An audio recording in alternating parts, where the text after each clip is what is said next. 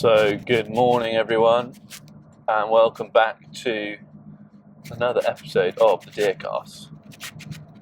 Today Tom and I are up bright and early. It's 5:50.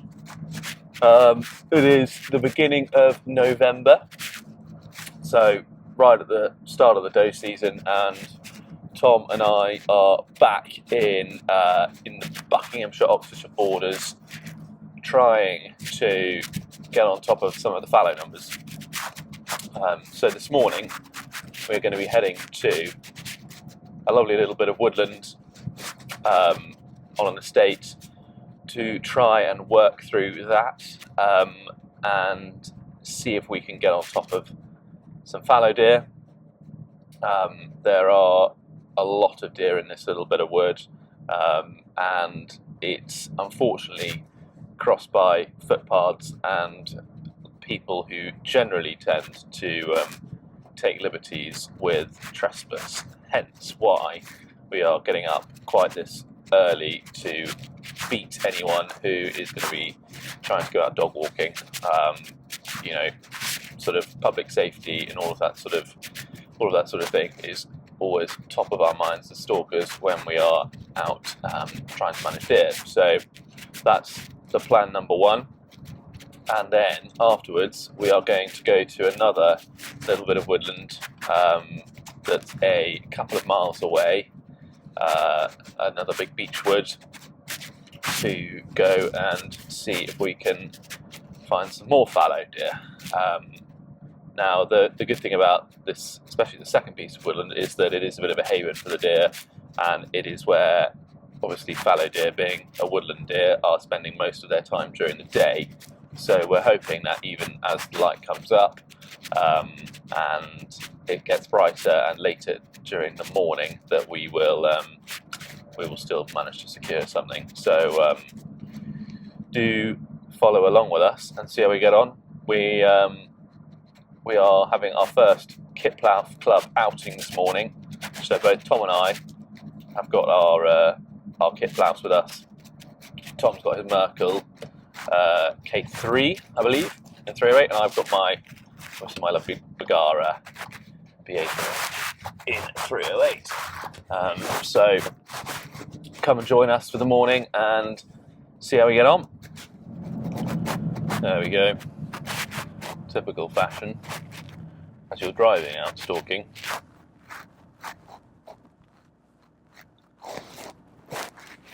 Sorrel and four does. And there's more there as well. Even more deer. There's a little fawn. Where its mum's gone. Doesn't really seem to know where it's going. So after an eventful drive, Harry eventually made it to the wood where he was meeting me. We started out on foot in the top part of the wood, sort of edging forwards towards a group of fallow deer. Unfortunately, on our way into the fallow deer, we bumped across a muntjac. We thought we'd managed to let the muntjac creep past us, or we'd managed to creep past it, but sadly, after watching it for a little while, it pretty quickly caught wind of us and alerted the whole group of fallow to our presence.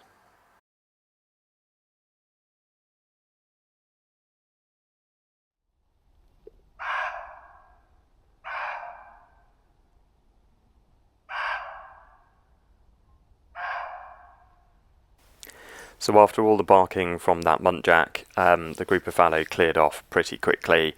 Harry and I decided it was time to relocate, and we wandered down into the bottom of the woodland, which is just in the bottom of a valley, where very quickly we were into a different group of fallow deer that hadn't been alerted by the muntjac.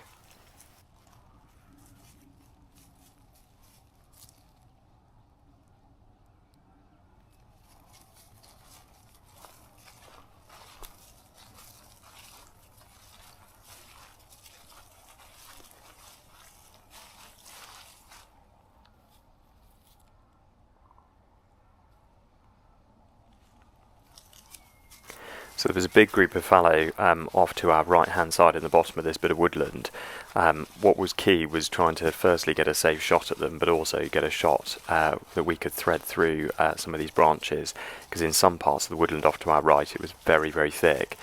So what we were trying to do was creep past some of the fallow to get into a group that was slightly further ahead on the right hand side, where we knew the foliage was thinner and we were more likely to get a clean shot.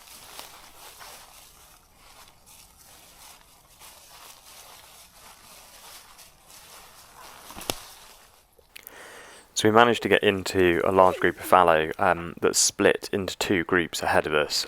One went to the right hand side of this track in the woodland below us, and another group went off to the left, heading up the hill to the top of the woodland where we first started, where the muntjac was. I left the dog behind with Harry, which is why you can hear her whining in the background. She doesn't like to be left behind when I go ahead. Managed to make the opportunity count and got into the group of does on the right hand side. And managed a headshot on one of them.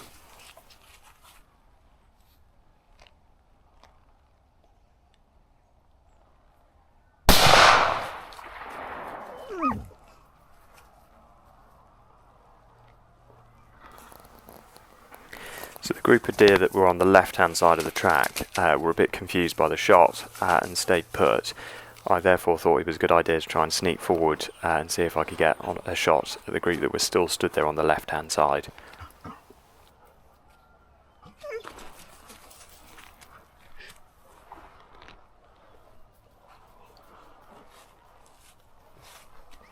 We often find in sort of woodland valleys like this, especially when using a moderator, the deer are either often not very sure where the shot has come from or not very sure where to run afterwards.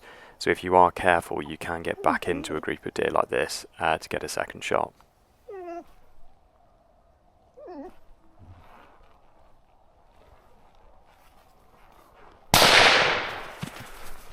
So I managed a headshot on a second doe, and I'm not pointing out headshots to be boastful, but purely because the distance we were at made it possible. You were fucking pain in the arse. Sorry, mate. As soon as you took that second shot, I thought he was literally just like, just like ripped that thing out of my hand.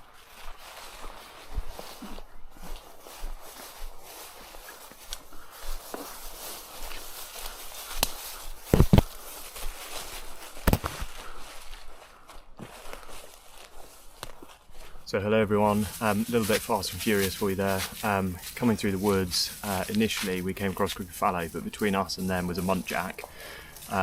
We alerted the muntjac, he started barking and that group of fallow disappeared. So we actually came down this bottom track in the woods and came across another group of fallow. Managed to head shoot one off to our right, and some of the group then lingered on the track ahead of us. So then managed to head shoot another one. It's only about 7:30 in the morning, so we're going to go and see if we can find some more and let Harry have a go.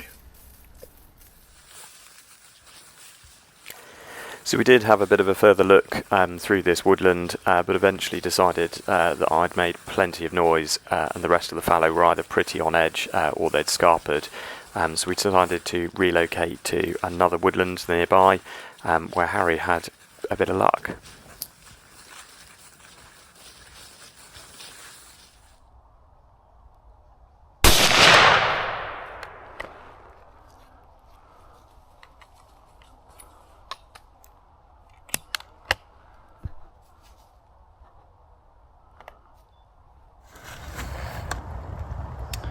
So we got the Kipplauf club out again. This time we've moved from the bit of woodland we were in this morning to a bit of a bigger beach woodland. Tom and I are just looking up, and there's a new little bit of ground, and I haven't explored this bit of the woods yet. And when I was here last week, a big group over in these hollies, but we couldn't get a backstop, so I was pretty sure there was going to be some up here. And we were just walking up here, and I was looking over in this direction, and Tom had already spied there was a group literally stood just there as I was coming up over the ridge. I didn't see them, and as I was scanning around with the thermal, I just saw them. They were only about 80 yards away. Managed to get up on the sticks, hopefully turn the camera on, get my ears on, cut the gun and shot a cricket. So yeah, that was a bit fast and furious, but yeah, good start.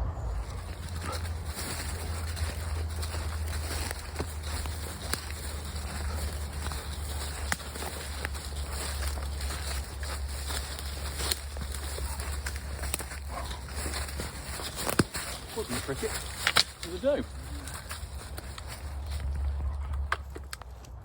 So here we are. Wasn't actually a pricket, it was a doe. Must have just been so quick up on the 6th, I didn't really get a chance to have a good look at it, but obviously we're in the main season now, so everything's game. And yeah, I just took her with a high neck shot, so that's taken out all of that with the Fox 130 grain bullets, which I find really good for head and neck shooting. So yeah, another nice little doe for the larder, and we'll drag her back to the track now. So Harry and I did stalk on for probably another sort of half an hour or 45 minutes through this block of woods, but we didn't come across anything that was safe or shootable. So with 3 already on the deck, we decided to call it a day.